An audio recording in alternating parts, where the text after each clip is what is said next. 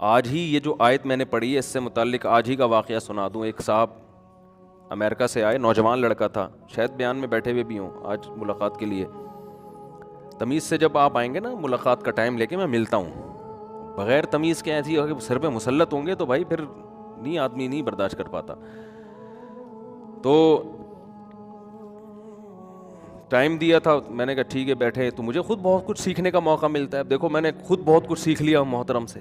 انہوں نے کہا کہ میں یو ایس اے میں ہی پلا بڑا ہوں, میں وہاں اسکولوں میں پڑھتا تھا, اور پھر بیچارے تھوڑا جذباتی ہو گئے, رونے لگے, کہنے لگے کہ آپ کے بیان کی وجہ سے میں اسلام پر آیا, ورنہ میں اسلام سے دور ہو چکا تھا. اور سارے آپ کے بیان میں انہی اعتراضات کے جوابات تھے جو اسلام کے بارے میں وہاں اعتراضات ہوتے. تو مجھے کہنے لگے کہ وہاں یو ایس اے میں جب میں اسکول میں پڑھ رہا تھا, ہمارے ٹیچر ایک دفعہ ٹیچر نے کہا, ایک سوال اٹھایا کہ بتاؤ کون سا مذہب ایسا ہے کہ آدمی پیٹ بھرنے کے لیے اگر چوری کرتا ہے, بھوک لگ رہی ہے کسی کو, پیٹ بھرنے کے لیے چوری کرتا ہے تو اس کا ہاتھ کاٹنے کا حکم دیتا ہے وہ مذہب. اب دیکھو کیسا نقشہ بنا کے پیش کیا نا, ایک تصور آپ کے ذہن میں آئے گا, ایک بھوکا بیچارہ نحیف سا ہے, بھوک تو برداشت نہیں ہوتی نا انسان, اور وہ ندیدہ بیچارہ کہیں سے پراٹھا اٹھا کے کھا لے, تو چور کا تو ہاتھ کاٹنے کا حکم ہے نا اس قرآن میں. تو سب نے بتایا, ہاتھ کھڑا کر دیا, بھائی اسلام, بھی اسلام ہے جو بھوکا آدمی بیچارہ مجبور ہو کے کہیں چوری کر لے تو اس کا کیا کیا جائے گا, ہاتھ, یعنی ایک دم وحشیانہ. یعنی آپ یہ اندازہ لگائیں کہ یعنی کتنے عجیب انداز سے, کتنے مؤثر طریقے سے اسلام کے خلاف نفرت دل میں پھیلائی جا رہی ہے. تو کہتے ہیں مجھے بھی علم نہیں تھا, میں نے بھی ہاتھ اٹھا لیا, ہاں بھائی اسلام, کہہ رہے کیونکہ میں اکیلا نہیں ہاتھ اٹھا تو سب مجھے ملامت کرتے, علم تھا نہیں. تو بعد میں پتہ چلا, میرا بیان میں سنا ہوگا یا کہیں اور سے سنا ہوگا, کہ بھائی بھوک کی حالت میں کوئی بیچارہ غریب اگر روٹی چوری کر لیتا ہے تو شریعت میں اس کا ہاتھ کاٹنے کا حکم, یہ تو قرآن نے ایک حکم اجمالی بیان کیا نا, چور کا ہاتھ کاٹ دو. آگے تو پھر حدیث میں اور فقہ میں اس کی تفصیل ہے کہ کون سی چوریاں ایسی ہیں جو ہیں تو چوریاں مگر وہ اس نوعیت کی نہیں ہے کہ اس میں ہاتھ کٹے.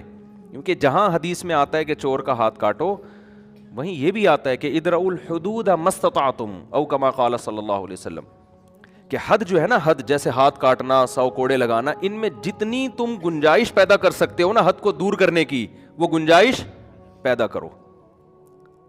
سمجھ میں آ رہی ہے بات؟ جتنی گنجائش ہو, یعنی چور کو ویسے سزا ملے گی, لیکن ہاتھ ذرا سا بھی کوئی شبہ آ جائے نا, اس کے جرم کی نوعیت میں کمی ہو جائے اور آپ کنفیوز ہو جائیں کہ اب اس نوعیت کا ہمیں پتہ نہیں قرآن و سنت نے بتایا نہیں کہ ہاتھ کٹے گا کہ نہیں کٹے گا, تو اس کا مطلب ہے نہیں کٹے گا. سمجھ میں آ رہی ہے بات؟ اس کی مثال فقہا نے دی ہے کہ اگر شوہر, بیوی جو ہے نا شوہر کا مال چوری کر لے, چوری تو ہے, بڑا جرم بھی ہے, بیوی تو شوہر کے مال کی محافظ ہوتی ہے, خائن تو نہیں ہوتی نا. دیکھو ایک خاتون پڑوسیوں سے چوری کرے یہ بھی جرم ہے, شوہر کے مال سے چوری کرے اس سے بڑا جرم, لیکن اس پہ ہاتھ بولو نہیں کٹتا. وجہ اس کی یہ ہے کہ یہاں عورت یہ تعویل کر سکتی ہے, کر نہیں رہی ہے, لیکن اس میں یہ تعویل بنتی ہے کہ میرا نان نفقہ نہیں ہو رہا تھا, میں نے تو نان نفقہ لینے کی نیت سے چوری کی ہے, کہ شوہر کے ذمہ میرے خرچے ہیں نا, تو میں نے اس لیے چوری کیا, ڈالڈا کا ڈبہ لوں گی میں اس سے, ٹھیک ہے نا, میں نے اس لیے چوری کی ہے کہ مجھے گھر کا پرووائڈ کرے گی.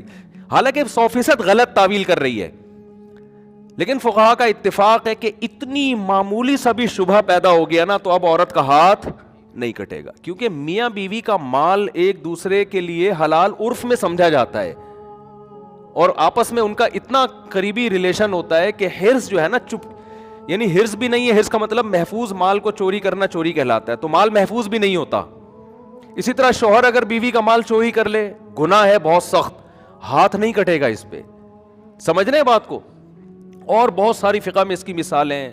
قحط کے زمانے میں ہاتھ نہیں کٹتا, حضرت عمر کے دور میں قحط پڑا تھا نا, تو آپ نے چوروں کا سزا معطل کر دی تھی, کیوں بھائی اب قحط پڑا ہوا ہے, کوئی بھی کسی کا مال چھین کے پیٹ آگ بجھانے کے لیے کھا سکتا ہے وہ.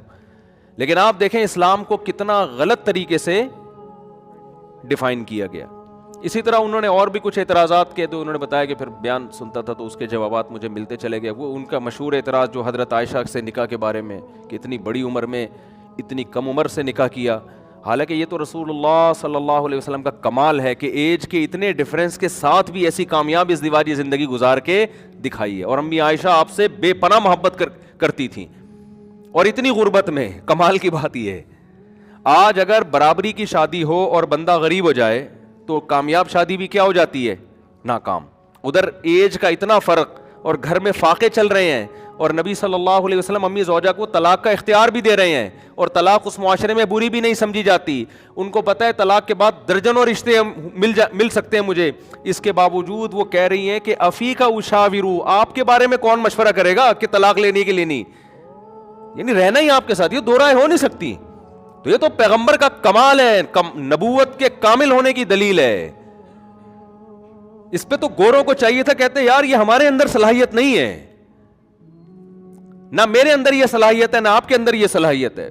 یہ تو اتنا پیغمبر کی پاک سیرت تھی کہ ایک نو عمر آپ کے نکاح میں آئیں اور اس قدر آپ صلی اللہ علیہ وسلم سے محبت